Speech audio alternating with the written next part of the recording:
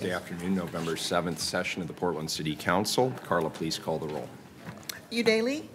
Fritz. Here. Fish. Here. Saltzman. Here. Wheeler. Here. Welcome to the Portland City Council. The City Council represents all Portlanders and meets to do the city's business. The presiding officer preserves order and decorum during City Council meetings so everyone can feel welcome, comfortable, respected, and safe. To participate in council meetings, you must sign up in advance with the council clerk's office for communications to briefly speak about any subject. You may also sign up for public testimony on resolutions or the first readings of ordinances. Your testimony should address the matter being considered at the time. When testifying, please state your name for the record. Your address is not necessary. Please disclose if you are a lobbyist. If you are representing an organization, please identify it. The presiding officer determines the length of testimony. Individuals generally have 3 minutes to testify unless otherwise stated. When you have 30 seconds left, a yellow light goes on. When your time is done, a red light goes on. If you are in the audience and would like to show your support for something that is said, please feel free to do a thumbs up. If you want to express that you do not support something, please feel free to do a thumbs down. Disruptive conduct, such as shouting or interrupting testimony or council deliberations, will not be allowed. If there are disruptions, a warning will be given that further disruption may result in the person being ejected for the remainder of the meeting. After being ejected, a person who fails to leave the meeting is subject to arrest for trespass. Thank you for helping your fellow Portlanders feel welcome, comfortable, respected, and safe. Thank you. Carla, we have 2 items today. Could you read the first item, please? Item 1157, adopt the fiscal year 2018-19 fall supplemental budget and make other budget-related changes. Colleagues, before us we have the fall supplemental budget, also known as the fall bump. The fall bump is meant to address technical adjustments to true-up budgets between our fiscal years. This year I issued, with the support of my colleagues, budget guidance to strengthen the framework under which the bump requests are looked at. The budget framework for my fall bump proposal, it holds the line on new investments. I even withdrew one of my own requests to honor this. Somebody called it out last week. I agreed with that. I withdrew it. Only funds urgent one-time needs that absolutely cannot wait. And it funds obligations that the council has previously committed to. The City Budget Office has advised us to retain as much in general fund contingency as possible this year due to the existence of potential large liabilities occurring over the next 18 months, and my fall supplemental budget adheres to this recommendation. A focus for me in this proposed fall supplemental budget is promoting a more fiscally resilient city. My proposed budget addresses critical infrastructure liabilities by addressing needed replacements of traffic signals and lamps. This budget fully pays for the Anderson settlement liability, saving the city $400,000 in ongoing general fund resources beginning in the next fiscal year. And it seeks to address future liabilities by providing $2 million in ongoing funding beginning in fiscal year 2019-2020 to address ADA needs in the Parks Bureau and the Bureau of Transportation.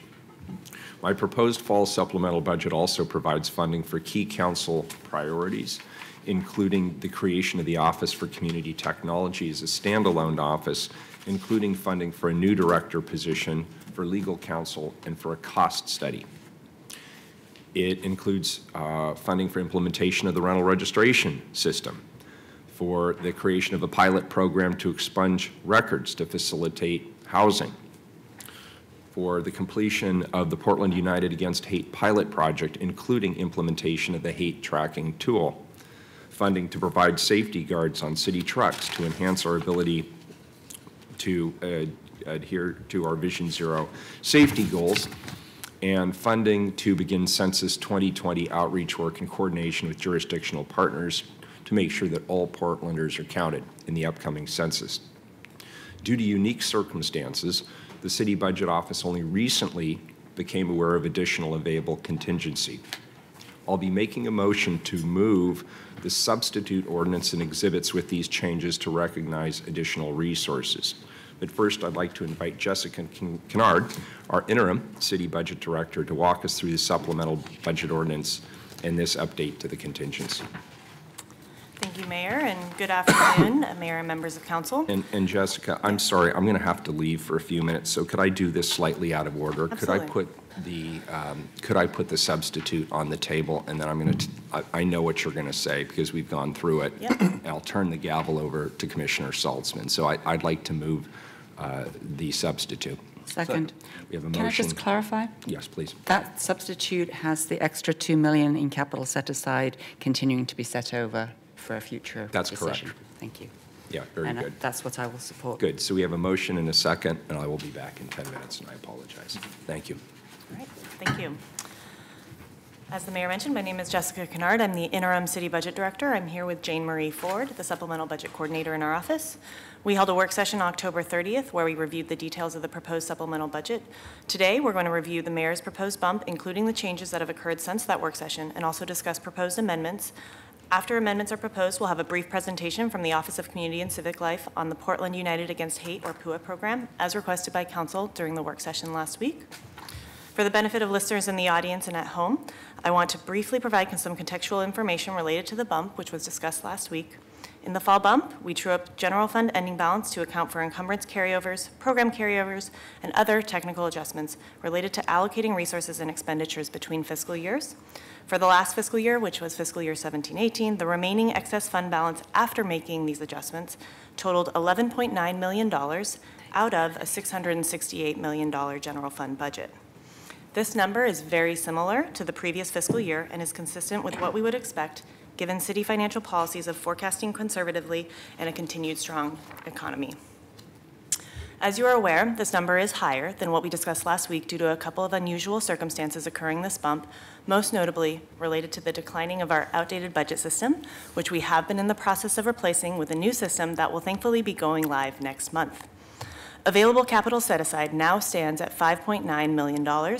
The mayor's substitute ordinance assumes the allocation of $3.9 million to major maintenance projects, which is in line with the available resources that were discussed last week, and the $2 million balance now sits in policy set-aside contingency for appropriation towards capital set-aside projects. I would note that as part of your packets, you have a color copy of the capital set-aside ranked projects with a column that denotes currently funded amounts and a box at the bottom that articulates the available balance. As a reminder, these projects are ranked by asset managers according to a set of established criteria that seeks to measure the risk, likelihood, and impact of asset failure, but council may allocate capital set-aside resources to any project on that list. And so that list, that document has the blue header here. So that's for your reference. Unrestricted contingency with the mayor's proposed substitute supplemental budget decisions now stands at $6.3 million. CBO continues to recommend that council reserve as much in funding in general fund unrestricted contingency as possible for current year and future year liabilities.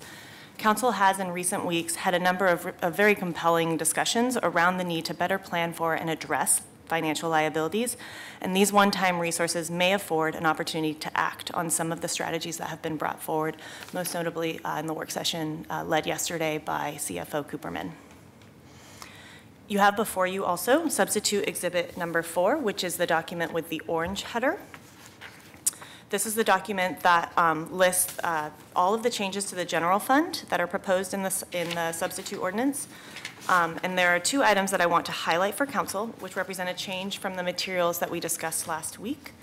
First, under new discretionary revenues, which is on page 2, you'll see a negative number of $6.3 million.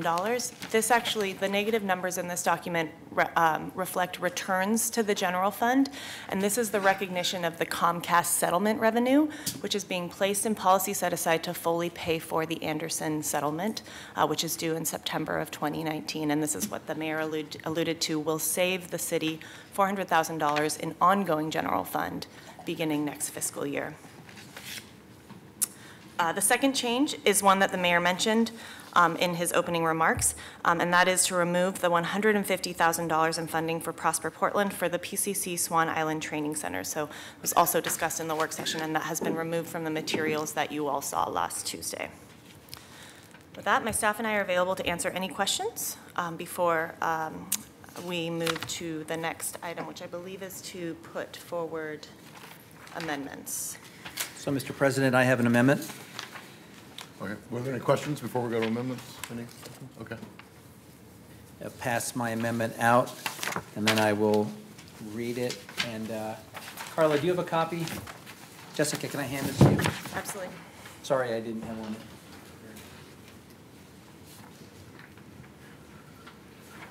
Oh, this is, yes. So let me read this. Is this different?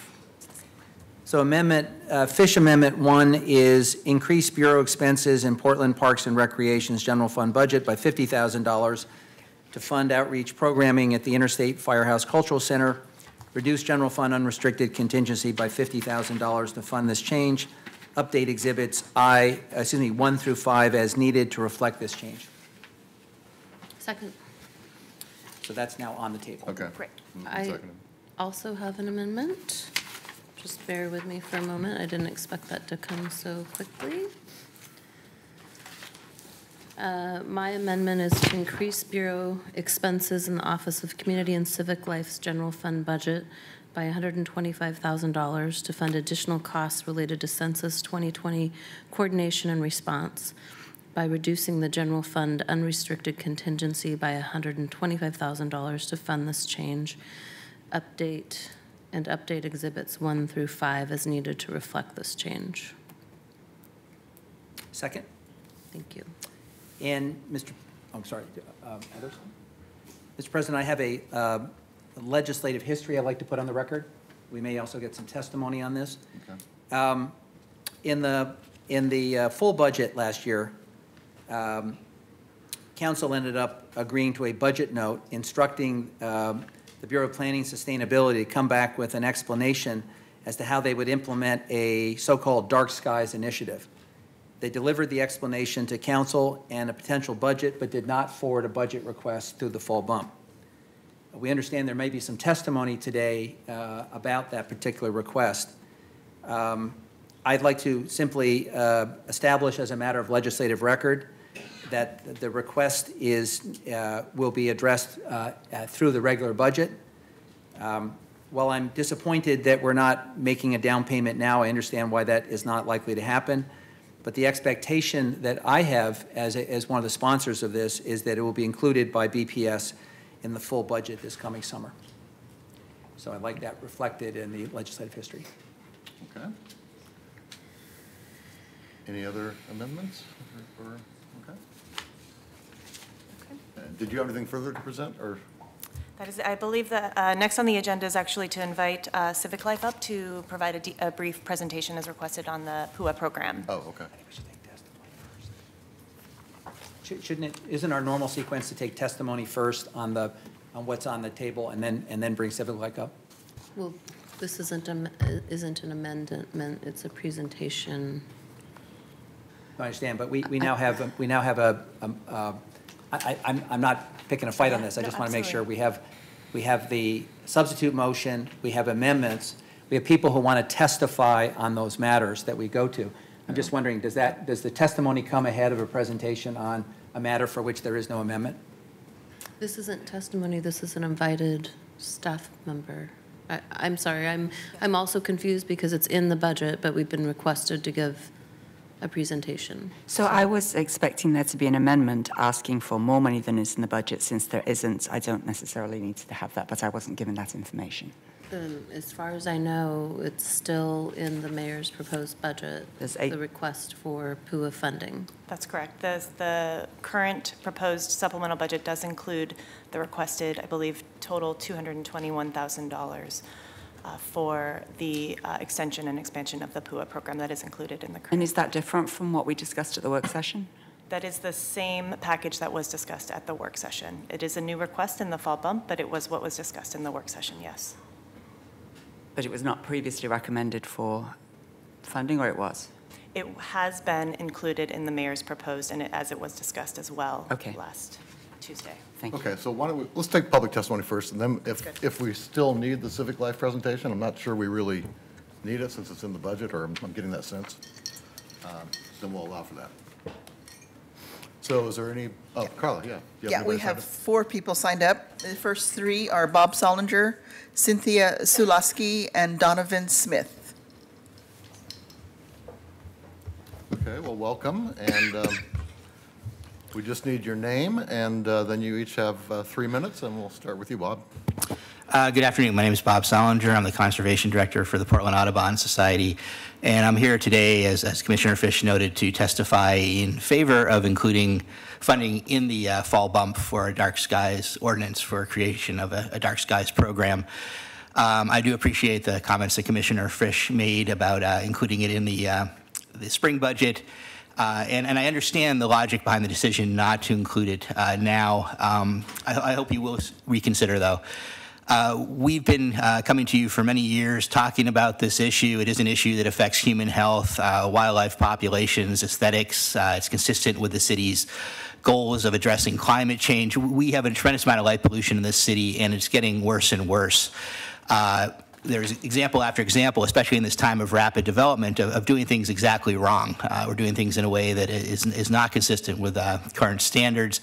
Even the new Tilcomb Crossing Bridge is lit 5 times higher than is necessary for pedestrian walkways. It's 25 candles on that bridge. It should be 5. We have a long history of overlighting. We do it in some cases with the idea that it makes things safer. Actually, studies show that it makes things more dangerous when you have bad lighting. We have had many people come and testify before you in the past on this issue. We have over 700 people signed up to support our Dark Skies Initiative effort.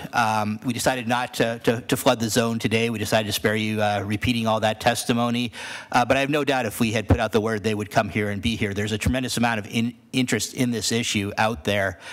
I do feel that, understanding that you don't want to introduce new things into this budget bump, our feeling is that it has been something that's been discussed over and over in the past. We tried to get it into the Central City Plan. The feeling of BPS was it made more sense to wait and do it as a standalone project. At the time that was adopted, Council talked to the need to move that forward quickly. When the last budget came around, BPS was not ready, so there was a budget note put in to bring it back at the fall bump. Now we're hearing maybe this spring. So from our perspective, it's not a new thing. It's something that's gotten kind of kicked down the road, waiting for BPS to come back with a budget number, which they now have. If it's not possible, and again, we appreciate the logic behind that, we get it. We do really hope that you will move forward in the spring and make this happen. So thank you very much. Thank you. Sir? My name is Donovan Smith. I'm a member of the IFCC Interstate Firehouse Cultural Center Community Advisory Committee. I'm here as an artist and a community member coming to y'all to vote in favor of the fall bump for IFCC's process to continue for $50,000. I don't have my talking points in front of me, so I'm just gonna kind of spitball to you. But the IFCC is an important fixture in the Black community here. We're sitting in a very important moment right now in the city where the city and all the different parts that make this thing go are recognizing the racist history and present and how it plays out, and trying to offer repair in various ways. The IFCC is one of those small ways that we can make a big difference and recognize Black arts excellence, and I, as an artist, am a part of that tradition. I am friends with many people who are a part of that tradition. And if we miss out on this opportunity, we'd be doing a great disservice to the direction that the city is saying they want to go. And so I would just say that as we're looking towards priorities to put our money towards, this is an excellent opportunity to put money where your mouth is, that old saying. Yeah, we can do that. So I'm going to end my testimony there. Okay, Yep. Thank you. Ma'am? Good afternoon. My name is Cynthia Solaski, and I'm a member of the IFCC Community Advisory Committee as well. I've come here today to ask that you do approve the $50,000 request in the fall bump to allow us to continue our community engagement process and to make the IFCC available for community use. Having lived in Portland and the Overlook neighborhood for 22 years, I have been very grateful for the existence of the Interstate Firehouse Cultural Center. I thank Charles Jordan and the other Portland City Council members in 1982 for funding the transformation of a mothballed fire station into the unique multicultural resource that IFCC has been. Unfortunately, for the last few years, IFCC has again been mothballed, but now we have an excellent opportunity to reopen it into a center of excellence that presents, displays, and honors rich and vibrant African-American arts and cultural offerings. But we need the funding to continue our work. And I thank you for the opportunity to speak to you today. Thanks for coming. Okay, thank you. Can I say one thing for Commissioner Saltzman? I just want to thank you. You were the one that actually kicked off the Dark Skies and Bird Safe initiative many, many years ago. I've testified and worked with you on a lot of environmental initiatives, and just want to say thank you. It's probably the last time I testified before you, and appreciate all your work on that. Thank you, Bob. Was there one other? Sorry, there was two signed up on the two, line. okay. It's Alan Warman and Colleen Johnson. They're next. They've signed up for the next presentation. Nope. So that completes the public testimony, and I guess, They actually have comments to make for the vote. Yeah. oh, They signed okay. up for the right one. So they're testifying on both? Okay, The other one's a report, so I don't. I'm sorry. come on up. No. Got 3 minutes. You're going to get your money's worth today.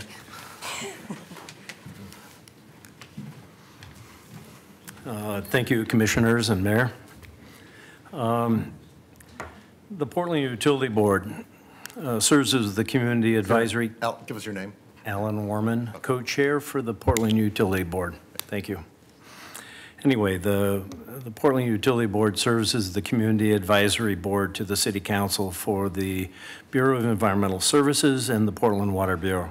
In that capacity, we review the Bureau's requested budget adjustments submitted for your approval during the city's fall budget monitoring process and offer you the following input for your consideration.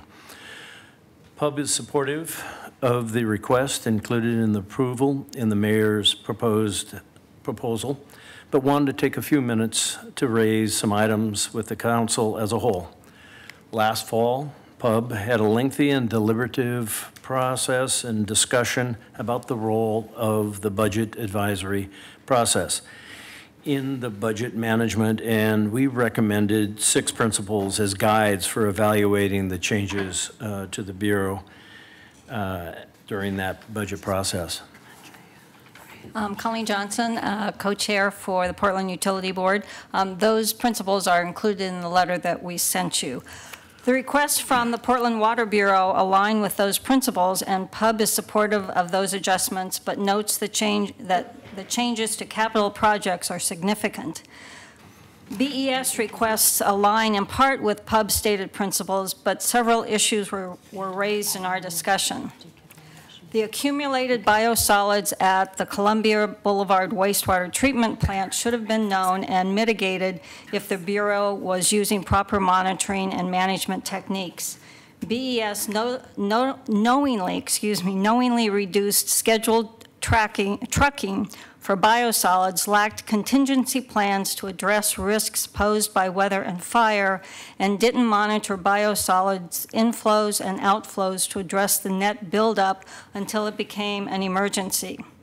As a result, BES will spend $7 million for emergency contracts, twice as much per dry ton for removal than it would have under normal operations.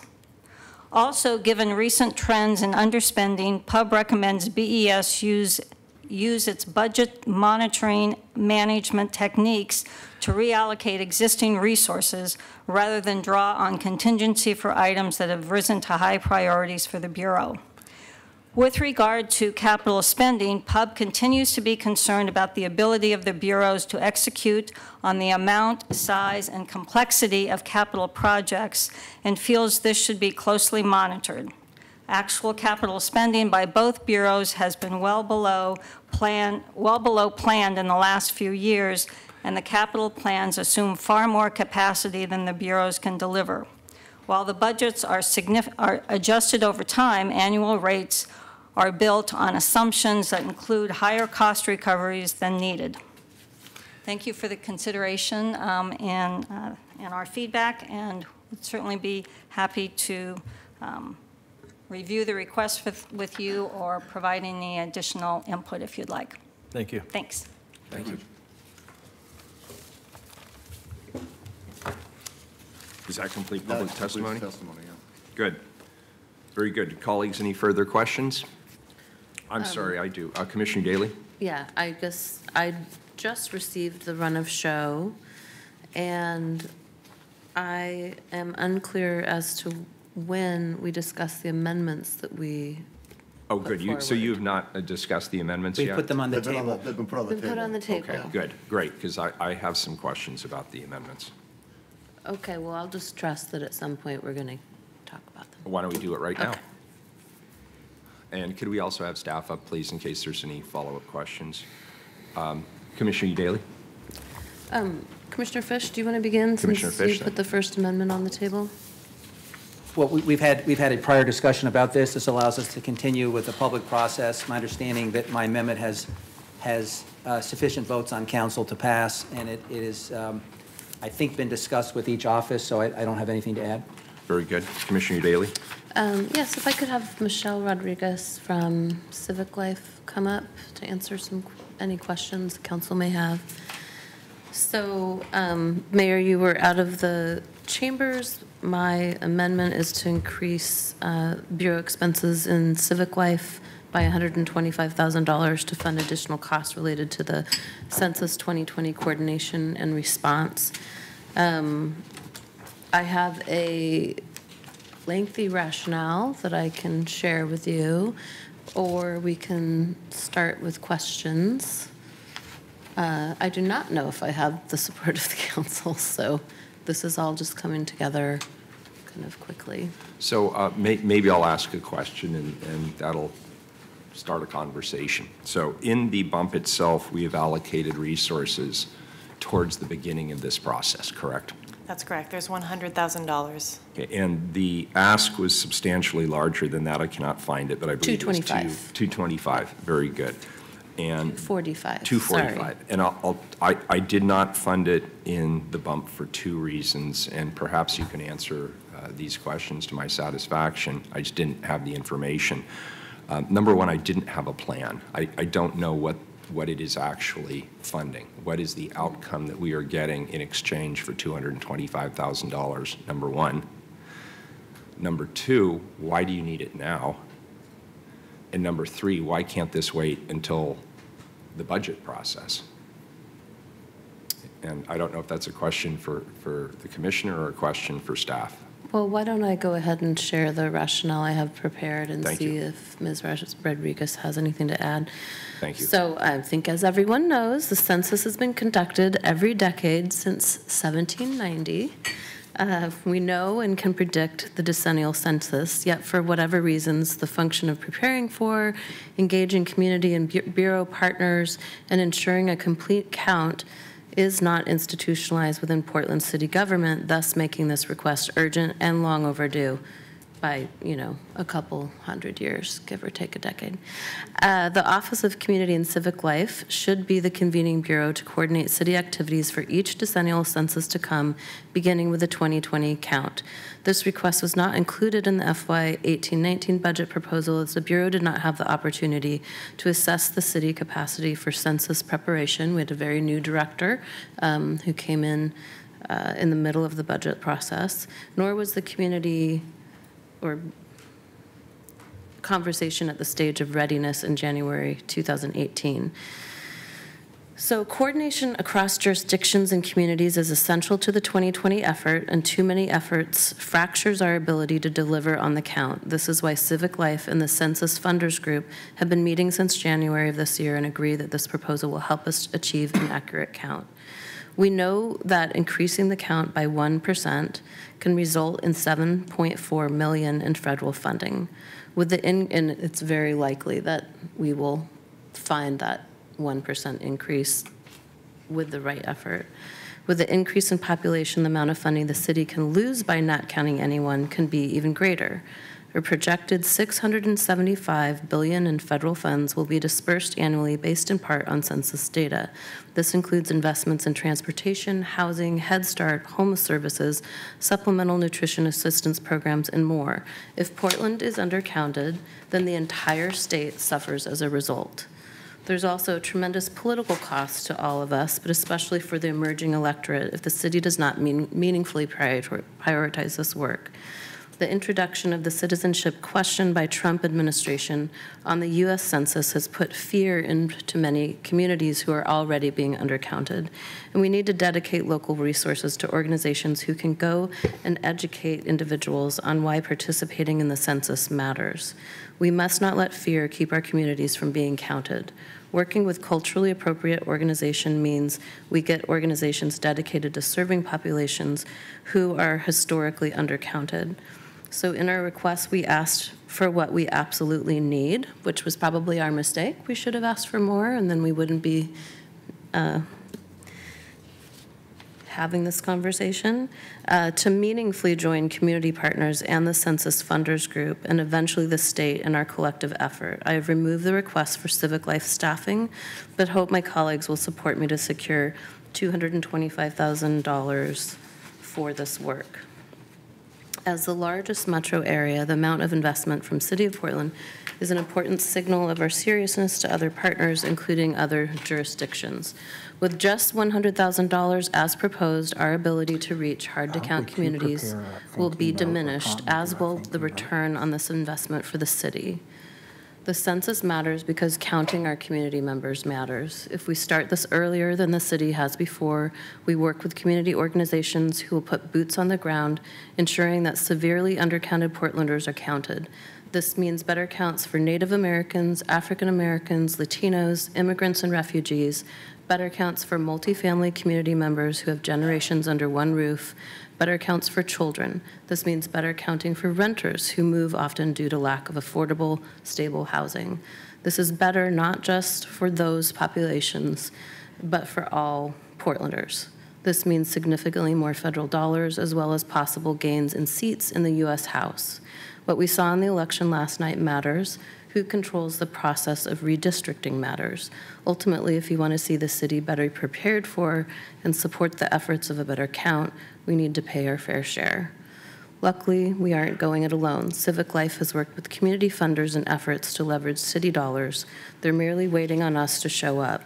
So I urge my fellow commissioners to show up. Let's not wait any longer. And we have a letter of support, which I cannot find at this moment, but it includes organizations like Northwest Health Foundation, the Collins Foundation, Meyer Memorial Trust, I mean, several major philanthropical organizations who are going to be participating in this effort and who support this coordinated effort.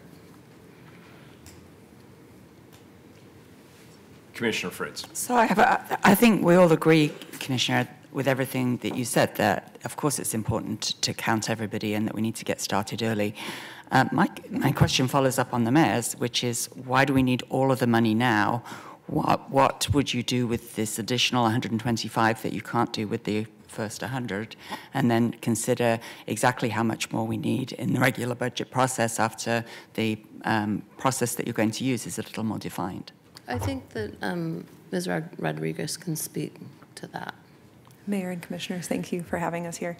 To answer that question is to address that immediacy has to do with all of our partners who already are putting their money on the table. And it's, to be clear, it's not all of the money. We will be coming back for more ask over the course of the next 3 years. So this is kind of the kicking off and meeting where all of the funders already have started allocating and doing that work and sort of saying the city wants to be at part of that table too and doing so earlier. And why would at 225 make that statement in a different way than 100 when we can allocate more in just 6 months in the budget? Sure. The question is not, are we committed? It's what's the appropriate process to figure out what's the right number and how and when to do that. Right. The community organizations worked with our director, Sukri, to discuss what the right dollar amounts were. And the money that came out, the 200K goes to 8 organizations. 100K essentially would have who the organizations would be in half. So it essentially means we reach half of the populations that the hard-to-count populations we're attempting to reach. We can't tell you who the 8 organizations will be because we have to put out an RFP, but they're organizations who are already equipped to connect with these communities, whether they're culturally specific organizations, they're people who often experience language barriers. And so waiting until next July at the earliest to get funding to get this work started it's too late. Also, as somebody who has done grants, it's not even just July, it's the time that it takes to actually get all of that grant funding and the contracting out too. So it's just pushing us further and further into the cycle that's already happening. Is there a comprehensive written plan for how this census work is going to be done? Yeah, I think that was submitted with the bump request. That didn't seem to be as specific as I would expect for a campaign like this, because it's very similar to an election campaign. Right. In making sure you get the turnout, who's going to be targeted. Mayor Wheeler was telling me that when he was at the county, Commissioner Cruz Walsh led the, what would it be in 2010 census? It may have even been earlier. Or the It may have been 2000.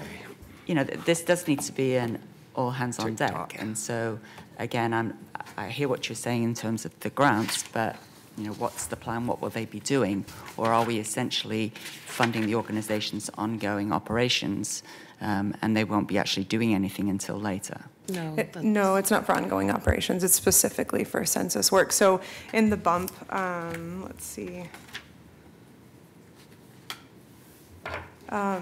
I can read the language from there. Shows the $200,000 for 8 organizations embedded in those hard-to-count communities. The activities include working with the specific subset of populations, as per Commissioner Udaley's remarks, that are the harder to count. The outreach activities would include the identification of barriers to census self-response, such as who are filling out census at addresses that house multiple renters or unregistered apartments, or identifying households with internet access in anticipation of the emphasis of digital participation in 2020, developing shared strategies across organizations to address those barriers, developing and implementing interactive education campaigns that help community members return their forms, such as practicing out filling out those forms, emphasizing the importance of counting children, because we know children are severely undercounted, especially in groups where it's multifamily. But the $200,000 investment to those 8 organizations is staffing, outreach, and accommodations. And then there's the actual split out of it is supporting staff for a census at $20,000 each, $2,500 with the targeted outreach and language-specific groups, and $2,500 for program expenses, as well as a joint $5,000 that would go around the development of collateral to start engaging folks. So I have the letter here from the Census Equity Funders Committee of Oregon, and that committee is made up of representatives of the Collins Foundation, Grantmakers of Oregon and Southwest Washington, Meyer Memorial Trust, North Star Civic Foundation, Northwest Health Foundation, the Oregon Community Foundation, Pride Foundation, Spirit Mountain Community Fund, and United Way of the Columbia Willamette. I'm not going to read it in its entirety, but I'll read the section that addresses the plan most directly. So since January of 2018, as I had mentioned earlier, this group of Oregon funders has been meeting to learn about public, philanthropic, and nonprofit plans to engage in the 2020 census. We have heard from the U.S. Census staff, city and state partners, state-based and national philanthropic partners across the country, and community-based nonprofits. We believe that collaborating and coordinating our approach as funders is the best way to support an accurate and equitable account in 2020. To that end, we have developed a set of shared principles and goals, chief among them to align our funding to increase the response rate in hard-to-count communities. This effort will begin with an RFP to identify a coordinating organization which will develop a plan for a statewide Get Out the Count vote or campaign and help coordinate and align implementation of that plan across the state and the Portland metropolitan area, working with and across public, private, and community-based sectors. We as funders are committed to staying engaged through this process and supporting fundraising efforts to raise and align public and private dollars to this effort, ensuring resources are invested in communities that are hard to count rather than being dispersed without intention. And they close with thank you for taking the time to consider this critical request. We are hopeful for an effective 2020 census and look forward to working with the Office of Community and Civic Life and others to improve our city, region, and state. So the funding that we're requesting would go to 8 organizations who would be charged with these specific outreach to these specific hard-to-count populations within the city of Portland. So how much have these community funders committed to this process? It's, sorry. Yeah. It's to date, Yeah. somewhere between 300 to 400,000. I'm not sure of the exact number. We can get that back to you. For the same RFP effort? Into this effort, the joint effort. It's a statewide effort, right? Statewide. So we're going to be about the same so far in Portland as for the state, there's for the statewide. Jessica, could you remind me what the City Budget Office's response to this request was, please? Sure. As you know, Commissioner, the City Budget Office primarily only recommends funding for packages for new requests that fit into 3 primary criteria, and that is the request should be urgent, unforeseen, and unable to be absorbed within the city's budget. With this particular request, the concerns that were highlighted, I will say that the request in detail talks about the many benefits of investing in the census work and how important it is for all of the reasons that the Commissioner articulated. One of the concerns that we had was sort of the unknown, the commitment to funding something where the total amount of funding that is required is unknown at this time. And one of the other thoughts was around the unforeseen nature and the ability, whether or not the Bureau had the ability to absorb some of this funding within their existing resources. It would push out other work that is being done by their current contractors, so there would certainly be a trade-off there.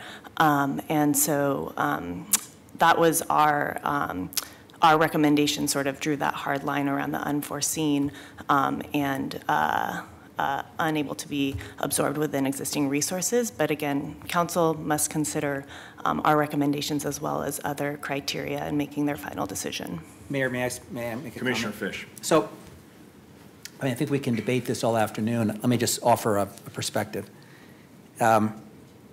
We have 2 amendments to a fall bump, which is probably something of a record in terms of council discipline, because I remember bumps where we've spent a long time. That's number 1. Number 2, it seems to me, from what I'm hearing in this conversation, that any of my colleagues could approach this in one of 3 ways.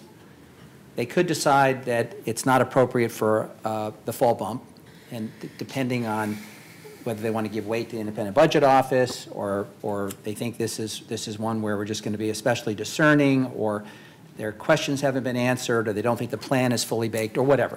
But we uniquely get to make that judgment. We could, because of the importance of this issue, take it up as a freestanding matter outside the budget. That is, the council could direct that we want to see a plan that's a little sharper and bring it back, and it doesn't have to be part of the budget process. It seems to me the census thing stands on its own, and the upside to the city of getting a robust count is beyond dispute. So I think the council could decide that this is something we want to take on and do outside the budget process. And the third is we can do it through the normal budget process. And we've, I think, ventilated those 3 options. The only question before us today is, does a majority of council want to fund this through the bump?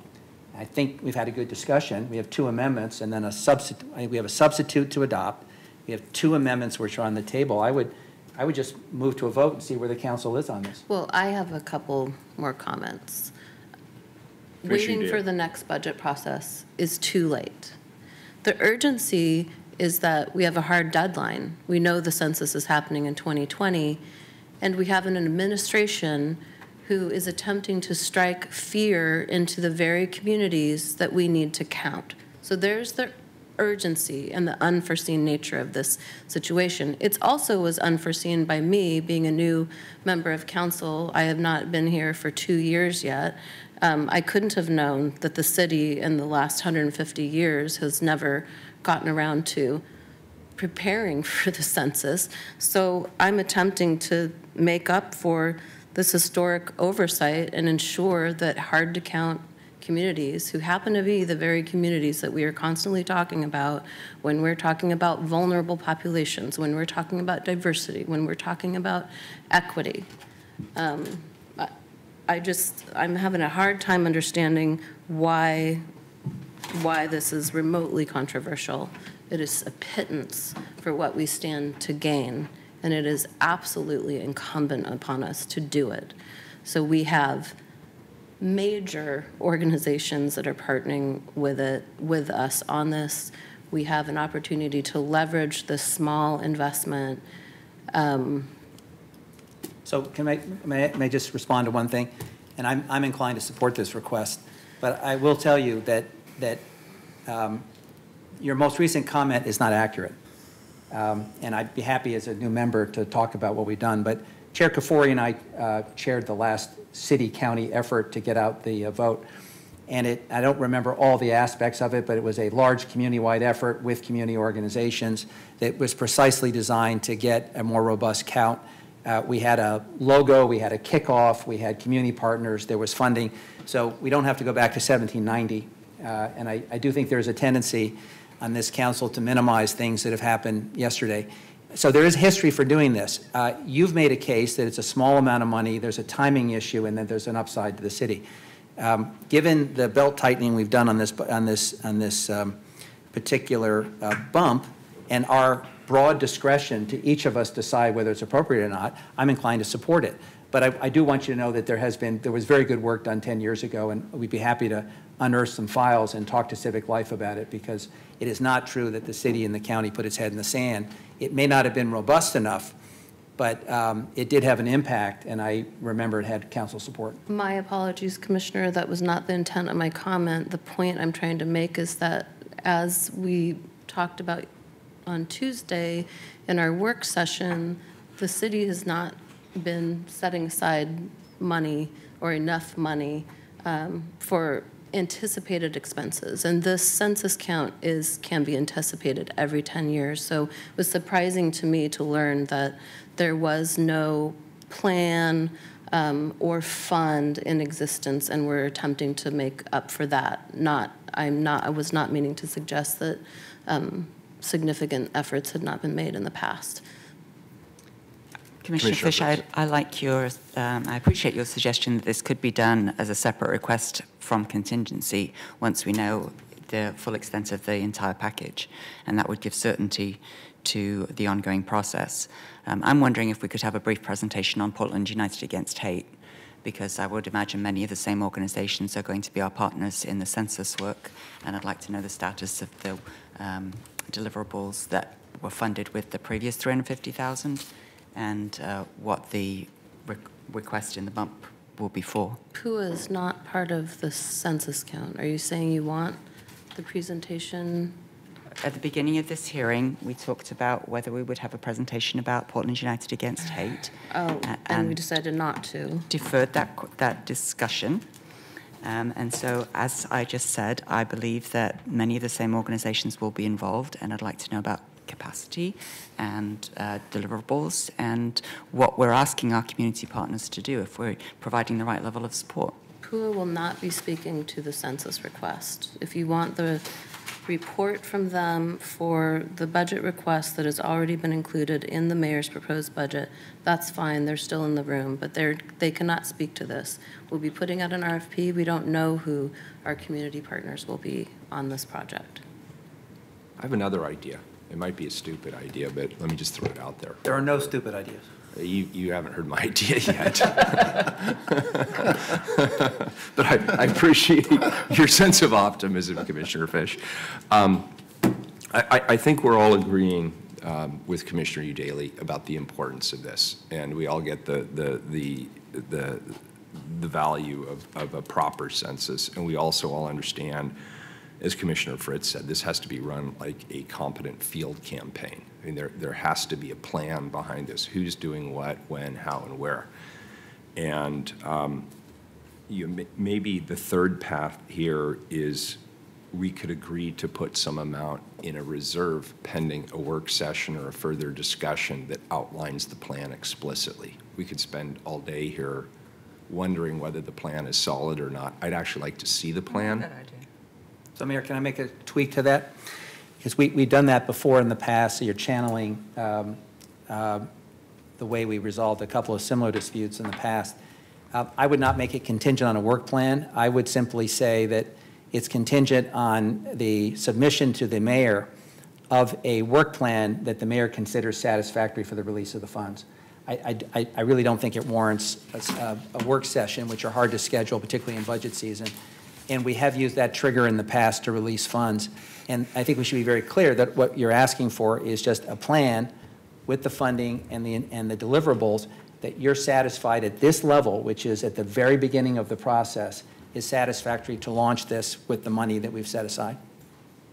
And I would urge that as the proposal. I think I'd like to hear some discussion on that. I'd like Commissioner Udaly's thoughts as well. Well, because the mayor wasn't in chambers when I made the amendment, I want to make sure that you realize that the request was to reduce general fund unrestricted contingency for this request, and that we are already almost too late to start this process. And approving this ask today doesn't mean we're going to have this money to distribute tomorrow. It's a very lengthy process. So I would respectfully request that we include it in the fall bump and trust that my bureau and these organizations that we are partnering with, which I read into the record earlier, have a plan, and we certainly don't need a work session to go over it. So Mayor, can I be recognized? Commissioner Fish. My suggestion then, because we're also bumping up against the next item, we have a number of things to work out today. I would suggest that we take a vote on the request. The person who puts a request in for an amendment has a right to have a vote of the council. I'm inclined to support it.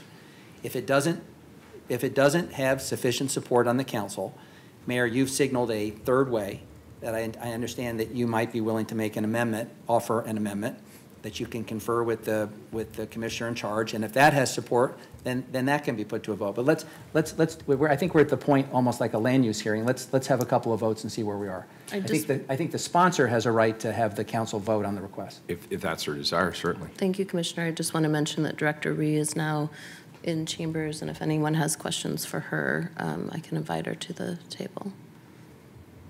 No? Okay. I would like to take a vote. This is really important to me, to my bureau, and to the city, and I would like to move forward on it sooner than later. Okay, and can I just clarify, Carla, we have taken public testimony, is that correct? We did, yes. We've completed public testimony.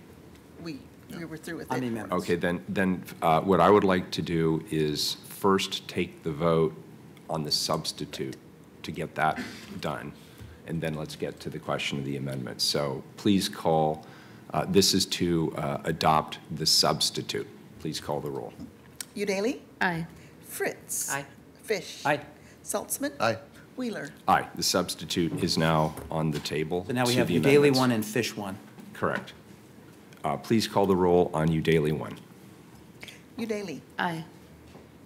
Fritz? I absolutely agree that we need an accurate census count, and we need to get started early on it, and I would like more information and a more defined plan as to whether even this amount that's being requested is enough. I prefer the mayor's approach. No.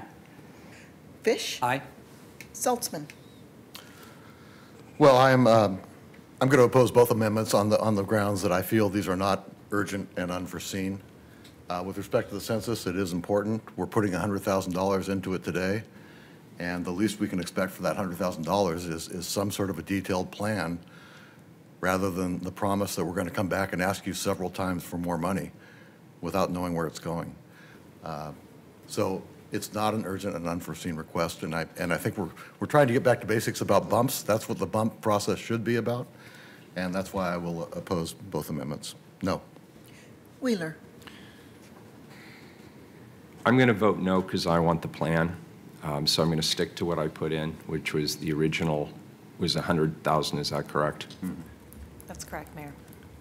But I'm also going to make a commitment alongside this. In a moment, I'm going to offer up an amendment where Commissioner Udaley and I, in the next week, look at the plan. And I'm going to ask you all for the authorization that Commissioner, give Commissioner Udaley and me the ability to look at the plan, and I'll walk it around, and we'll get it done. Because I hear what Commissioner Udaley is saying about the urgency. I vote no. The amendment fails. I'd like to put another amendment on the table. Second. I guess I already did. It's on the table. Call the roll. Udaley. The second amendment is what? So the amendment, to clarify, is Commissioner Udaley and I, over the course of next week, by the end of next Friday, you will give us the authorization to evaluate with Director Rhee and anyone else a plan. And when we have the confidence, I have the confidence that we have a clear plan for expenditure, that you will give me the authorization to go ahead and deploy those resources. And the amount is? $125,000. $125,000. And to be clear, Mayor, technically, would you like, is your amendment to place this funding into a policy set aside for this purpose? Put it into a policy set aside. Okay. I'll second that. We have a motion and a second. Discussion. Are you sure a week's enough time for that? No. So since we're authorizing that 100,000, wouldn't it be better to make sure that you have a robust plan? Director Rhee, give me a realistic Yeah, estimate. let's How hear much from time my do you bureau really need? staff. I think they're probably the best judge Yeah, of let's do the that. turnaround. I mean, I'd rather not have to get it done next week, but I can if I'm forced to. I know how hard it is to schedule time with you, Mayor, so I'll accept if you've got it on the schedule already. That's what the pre-dawn hours are for. Yes, so Sukri, Director, Office of Community Civic Life. Thank you, Apologies Director. for not being here earlier. In terms of, let me say this, everybody is at this stage of preparedness. They are getting their institutional commitments. We are coordinating. No one is actually, a few organizations have already put had their investment requests in, but almost everybody's at this exact stage. The point is that we need people to make their commitments now, to work together and to invest. The Funders Committee just last week tried to align their funding and RFP strategy to better align with the cities. So we're actually trying to adjust at the same time in real time because everyone's decision-making processes aren't perfectly aligned. So within a week, we could get to you our best effort of where the statewide and Portland Metro Regional funders are coming together in terms of a coordinated statewide and strategy. It starts with a campaign analysis. So here's where I'm hanging up on this. I just want to know, what are we spending taxpayer money on? And I get it, we're trying to get to a full count census. Right. But I don't understand, what does the $100,000 actually go towards? What is the plan? So the first And then 20,000. the 125, what is the plan? I don't need it today. The only question on the table, if I can just jump in here. Correct. The money the mayor's proposing to set aside the money in a policy set aside and to have the sole authorization to release it. So you're on the cusp of a big win here. The only question here is, do you need more than 1 week to present the mayor with some written plan that gives him something to review in terms of phase 1 of what you're doing? Or do you need additional time to put that pen to paper? I would actually like to take the week and accelerate this process. What we can get to you is our approach to put together a statewide coordinated plan. We're already in conversations with campaign analysts and listening to the conversation on the drive-in. Yes, this is actually a 3-year campaign approach. The first $20,000 of our request was for a coordinator to put alongside the investment of other funders because we actually need to do the planning together. So within a week, I can deliver something. To what level of granularity, I cannot guarantee at this time. Okay, so here's the question. I'm not forcing you to do it in a week. Commissioner Udaley said there's a sense of incredible urgency to this. Can it wait a month? I would actually like to try to deliver it within a week. Okay, then you're lighting the fire. I respect that. I trust you. Well, why Trust don't Commissioner Udaley. We'll get it done. You could have that as an aspirational goal, but have it within a month in the rules so that you don't have to be at midnight on Friday next week making a decision if you don't have all the information. If I may suggest, I have some language or technical language that we typed up as the conversation was going on for the amendment. It's not necessary. Weren't riveted to my every comment you were typing. Great, let's hear it. The amendment could read, increase general fund contingency policy set aside by $125,000 for Census 2020 coordination and response, reduce general fund unrestricted contingency by $125,000 to fund this change. The Office of Community and Civic Life will provide a detailed multi-year work plan to Council. Upon acceptance, Council will increase Bureau expenses in the Office of Community and Civic Life's general fund budget by $125,000 for this purpose through a separate ordinance. The only Update change, I exhibits 1 think, through needs to 5. be to the mayor, because the mayor, Yes. we've given the mayor the proxy here. Oh, I see. haven't yet. Oh, okay. Well, the mayor's proposal was that he have the proxy and then shop Okay, so it. we're basically, I'm going to take my amendment off the table Got it. and with your approval and accept your written language as the amendment. So now it's coming back to council, Would have but to come not back to you. council rather than go directly to the No, mayor. I- So no, we no, misunderstood. No. It comes to the mayor. That's cumbersome. We don't need to do Got that. it. Just give me the authority, Okay. and I'll work it out with the commissioner. And with this precedent for doing this, we have done this Yeah. before, where we've given the mayor the authority to make the trigger. Okay. Yeah, we'll do the rounds. Okay. We don't need Okay. a big to-do all over it. Okay, good. So Second that. I have a motion and a second. Call the roll. Udaley? Aye. Fritz? Aye. Fish? Aye. Saltzman? Aye. Wheeler? Aye. The amendment's adopted. Fish 1. Call the roll. Udaley? Fritz?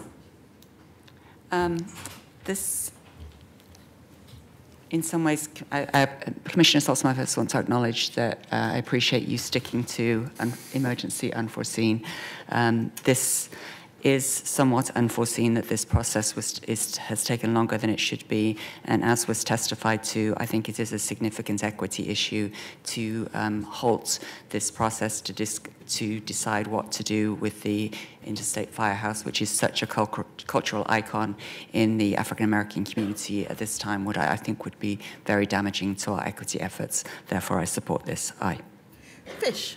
If I could add to that, this also could be one of our test cases under the Arts Affordability Plan. Everything is on the table in terms of how to make this a thriving center, and that includes whether it continues to be a parks property or spin off as an independent entity or operates through some other bureau assignment. We have to be creative, but this is a process launched by Commissioner Fritz. There are community members who are devoting enormous amounts of time. Without this additional resources, it stalls, and this is a liability to the Parks Bureau at a time when we've been asked to come up with a very detailed report on cost recovery, and so this is not a moment where we can afford to lose any momentum. Commissioner Fritz launched this. It was a thoughtful process. We need additional resources to conclude it, so I would ask for support. Aye. Saltzman? No. Wheeler? I believe this does fit within the parameters of the bump process, given that it is a process underway. I sort of liken it to the work we're doing with other organizations where the work is underway. But I'll concede to Commissioner Saltzman, it's just barely. But I'll vote aye. The amendment's adopted. 2, the substitute is adopted. Any further discussion, colleagues? Please call the roll. Fritz? This set of funding is not entirely perfect in my regard, but it's very, very much better than we often do in allocating all kinds of different things in the fall budget monitoring process. And so I appreciate, Mayor, your leadership in showing restraint for this. And I'm very glad that we're saving as much as we can in contingency to fund the things that we know are coming down the pike. Aye. Fish? Well, let me first compliment the interim director and her team for guiding us through this process. I have made no secret of the fact that there was at least one additional ask that I had in this process. But given the ground rules which we established and the desire for some discipline and some unforeseen expenditures that we wanted to prepare for, I think overall this worked smoothly by our standards. And I'm pleased that we not only have set aside money for some unforeseen matters, we've also will live to fight another day on the additional capital contingency money. So nice job, Jessica, and I appreciate the thoughtful consideration of my colleagues. Aye. Saltzman? Well, I appreciate the work everybody's been done. I do appreciate enormously the restraint that's been shown around amendments to the bump. I think we're getting there. And I know the mayor's, I think we're all sort of psychologically there that, you know, the bump process, which has no public involvement around how money is spent, other than what happens the day of the vote. We have no budget committee looking at this, making recommendations to us on any of this. And it's not, and we're not offering things that, you know, arguably are not urgent and unforeseen. And that's why I think the bump should be back to the basics of urgent, unforeseen expenses, and anything else should be pushed over to the full regular budget process where we do have residents at the table with us, helping us deliberate. We do have public hearings. And so we're getting there. And I'm happy to support it. Aye. Wheeler? I vote aye. Substitute is adopted as amended. Next item, 1151. No, did I get that right? Hang on. No, I didn't. Sorry, I've got the wrong one, wrong page. 1158. Accept Portland Utility Board Annual Report. Commissioner Fitch. Alan, are you going to try to testify on this one again, too? I'll identify myself this time, though. Well, Mayor and colleagues, we have the distinguished co-chairs of the Portland Utility Board here to present their annual report to council, and we're grateful for their leadership. Isn't this yours? Thank you, Commissioner Fish. And thank you, Mayor. The Portland Utility Board, known as the PUB, provides council members with valuable input regarding our water and environmental services bureaus. PUB members volunteer their time, a lot of time, reading material, listening to presentations, engaging in thoughtful discussions to create recommendations. These recommendations have been compiled to create the report before us today.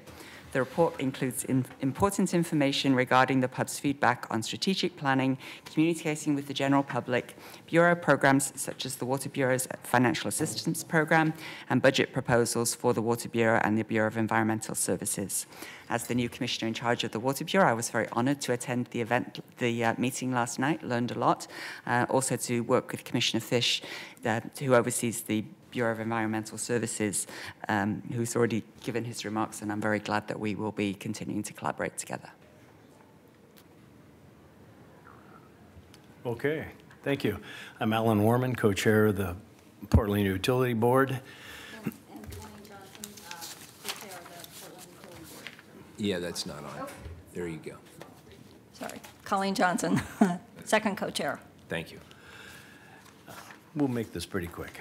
As advocates for the citizens of Portland, PUB members have needed and have broad understanding of utility management, bureau operations, and the city's budget process. In our third year, the PUB has dedicated more than 650 hours of service. We've held 22 board members, plus 7 subcommittee meetings. We've had off-site meetings, including going out to the Johnson Creek watershed, the interstate facility for the Water Bureau, and construction of the Washington Park Reservoir project. Last year in September, we had a plan to go to the Bull Run watershed, but it was canceled due to the wildfire. But tomorrow, we are going to go out and look at the watershed. As part of its role, our role as the Budget Advisory Committee for both bureaus, PUB submitted its initial observations for the fiscal year of 2018-19 requests in January. This included 10 values that PUB would use as a framework when we provided our input. In March, PUB provided additional information to the council, this council, including the in-depth recommendations on the final decision packages, specifically FTE requests. Last fall, we developed principles we felt would be a useful guide in evaluating the mid-year changes to the budgets of these bureaus, and you heard just a short while ago what our comments were. Other policy items come before the board as well. During the fiscal year 17-18, this included the city's consideration of water treatment options, and after, of course, finding the cryptosporidium in the Bull Run watershed, and also we made comments with regards to the strategic plan for both bureaus. In addition to our regular board meetings, 5 PUB members participated in 11 administrative review committee hearings for the bureaus. In our report, we highlighted a number of challenges and opportunities, and that we'd like to touch briefly on. For both bureaus, the operating budget and 5-year capital improvement plans are products of previous developed programs, plans, and studies that guide the management of the bureau's infrastructure. PUB spent in the last 3 years working with these bureaus as they are or beginning to update their strategic planning processes to allow the PUB earlier input in planning and design phases. This year, the city is changing its budget process to move away from decision packages and have bureaus submit program offers, which is intended to focus on intended outcomes for the city program. PUB thinks this will allow review of the budgets in a more holistic way of looking at it.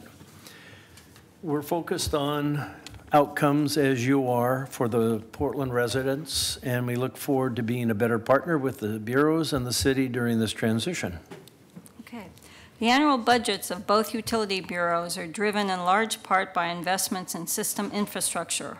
Most projects to invest in capital assets are the outcome of facility planning and system studies that span many years and result in large, complex, expensive investments that the bureaus will implement over several years of design and construction once the project is included in the capital budget.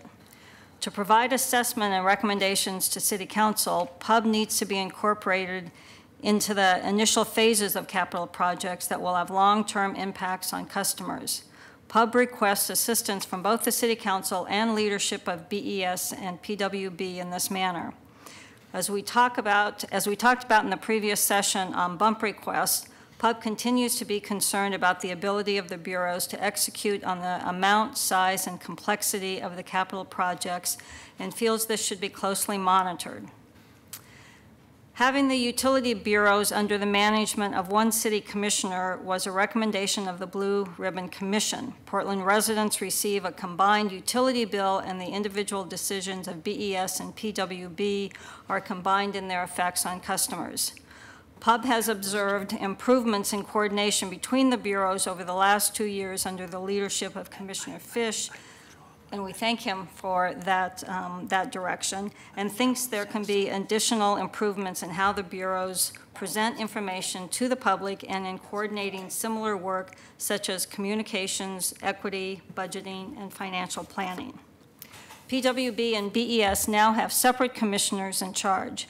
PUB encourages Commissioners Fish and Fritz to manage the bureaus with an eye toward the combined impact on customers and to continue the efforts to coordinate on the work of the bureaus. We appreciated the joint letter on budget guidance that we received from Commissioners Fish and Fritz, and we do look forward to working with Commissioner Fritz in the future. And thank you again for coming last night. Can I just make, because I know you have a lot of comments, No, I just have one small one. I'll wait till you're finished. 'Cause Okay, it really is I want to just a give small you what one. I think you'll consider good news. Okay, I'll be quick. PUB was created to advise City Council on behalf of and for the benefit of the residents of Portland. In the past year, PUB has encouraged PWB and BES to increase outreach to communities about capital projects and low-income assistance programs. PUB sees an opportunity this year to increase its engagement with increased communication initiatives and hosting meetings in neighborhoods across the city to elevate its presence, increase the understanding of the system challenges facing the bureaus, and build trust with the public. Thank you for your time, and please enjoy reading our long, detailed, wonderfully written report. Thank you. So, Mayor, if I could, I want to just address 2 points that you made in your oral presentation. The first had to do with the benefits that you saw of having a single commissioner oversee both bureaus, something that the Blue Ribbon Commission recommended, something that former Mayor Hales obviously thought strongly enough that he tagged me. And I don't think since Commissioner Saltzman of about 15 years ago that it happened, so there had been a gap. Commissioner Fritz and I have had a number of conversations. It is our intent through the budget process to coordinate. So we'll be talking about our budgets. We'll be working to off of a similar script in terms of how they're presented, so that one of the benefits I found of having both bureaus is that we charge both of them with using a similar budget model, so that you could sort of, they were comprehensible. And Commissioner Fritz and I are gonna continue to try to make that happen. We're gonna have some joint meetings around budgeting, and then and try to fine-tune our presentation so they're comprehensible, and the story is, one bill, two utilities. So we're channeling the concern that you've raised, and we hope in this first year under this new budget process to get that right. The second thing I just want to respond to is you talked about capital projects and ramping up and other things. I want to just make a plug here for the Bureau of Environmental Services, because I think we've asked them to do something unique. We've asked them to do something that is groundbreaking, but we've asked them to do it in an environment where they're also experiencing high turnover because of retirements. They have to go out and recruit a lot of new people because they have to staff up. And so what you've identified around ramping up of staff and some of the uncertainties around capital projects, the 10-year plan to sustainability, which Council has said we're prepared to live with 3%, 3% rate increases for some time, to fund a capital plan that's going to put all of our assets at, hopefully good or better at the end of a decade, requires substantial change within the organization, and it requires ramping up hiring. You have been skeptical of some of those hires. If I recall, the commentary has been not so much they're not potentially necessary, but you haven't demonstrated that you need them right now. So you've raised questions about sequencing. Mm-hmm. But I will say that what I just want to put a plug in them from the sense that what further complicates the task, and water is not immune from this either, is we're losing a lot of our key people who are retiring. And so we're having to go out and recruit people to fill those positions. That's an enormously time-consuming provision. And we're not, in many of our positions, we're not competitive with the private sector. So the really good people that we're competing for can make more money working for some of the vendors that we work with. So I hear your point, and we'll continue to try to get it right. But to do the kind of ramp up that we've directed BES to do, to reach a goal which is pretty audacious, is very challenging, and it's made more challenging by the fact that a lot of we're seeing across the board in the city the graying of our workforce, people choosing retirements. Some people are choosing to retire because they're uncertain about what's going to happen to PERS. So you've got a whole class of people that are locking in their PERS benefits because they're uncertain about what the legislature may or may not do, or court may or may not do their benefits. So there's a lot of factors. I appreciate you calling it out. I also want to just put on the record that that the task that we've asked Director Jordan to do is very, very complicated. And I'm hoping that with your continued guidance, we'll get it right. So thank you. Thank you. Very good. So this is a report. So I move to accept the report, Mayor. Second. We have a motion from Commissioner Fish, a second from Commissioner Fritz. Please call the roll. Thank you very much for your time, not only at the public meetings, which I'll remind everybody that they are open for everybody to attend, but for coming here during the day as well, and for all the thought you put into the work that you do. And so I really appreciate it. We did approve your reappointment as co-chair this morning on consent. Heard that. So, you know, big deal. Hope that's all right with you, because it's too late if it's not. Want to let everybody watching at home know that we're having a public meeting for the Water Bureau tomorrow evening from 6 to 7:30 at Urco, 103rd and Northeast Gleason, to talk about water treatment options.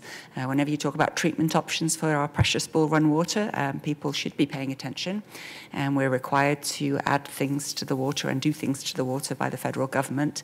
So we want to be open and transparent and include community members in the decisions about the filtration plant. The council has decided we're going to have a filtration plant, but where it is, how big it is, and what kind of filtration are things that we want people to give us feedback on.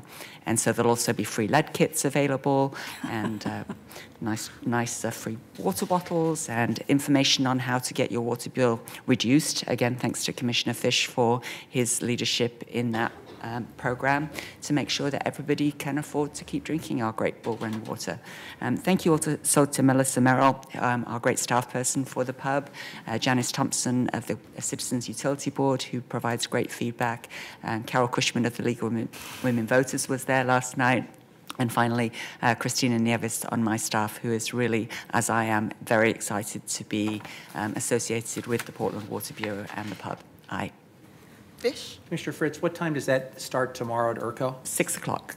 So Mayor, just an FYI, we may lose a quorum tomorrow, somewhere between 5 and 5:15. So just in terms of how we manage what will be the first reading of your ordinance. We have a light agenda. I think there's only one item.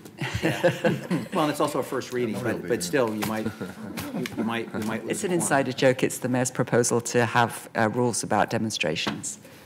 There might be a few people showing up. Alan, apropos of what Commissioner Fritz said about what we took up on consent today, and if you're having buyer's remorse, it's too late. My great-great-grandfather was offered high office by a president, and he declined it, mostly because he was an older gentleman and was looking forward to his retirement. Concurrent with the request, it was submitted to the Senate, and it was approved that day. So for those of us who look back wistfully at when actually our federal legislative bodies work with some dispatch, they actually confirmed him before he could actually reverse that, and so he ended up serving. But Wow. the president can play that card now. If the president tried to play that card today, it would still be subject to about 6 months of hearings and 6 months of filibuster. Thank you both for your service. Thank you for the report. Thank you for the hundreds of hours that you put in.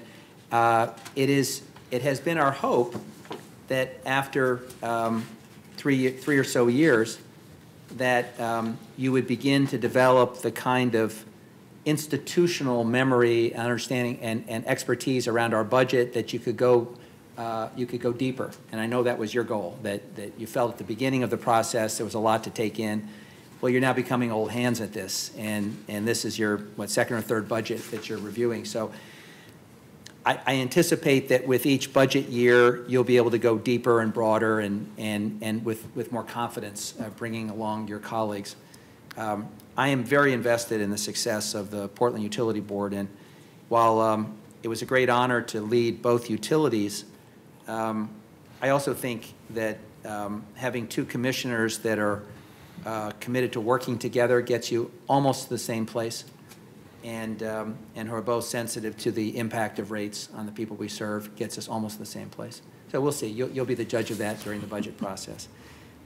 Thank you for your report and your continued service, and I hope that my direction in writing to the Bureau of Environmental Services is to participate fully and to be a resource. And if at any point you feel like we fall short as a Bureau, I know you'll let me know personally. So thank you both very much.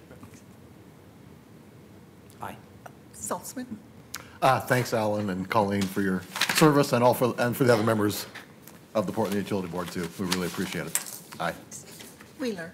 Thank you for this presentation. This is very, very important in terms of public transparency and accountability and letting people hear firsthand what independent citizen advisors and overseers think and what they're reporting back to us. It's great, and I'm really appreciative of your taking the time to do it, and thank you for your service. Aye. Report's accepted. Thank you. We're adjourned.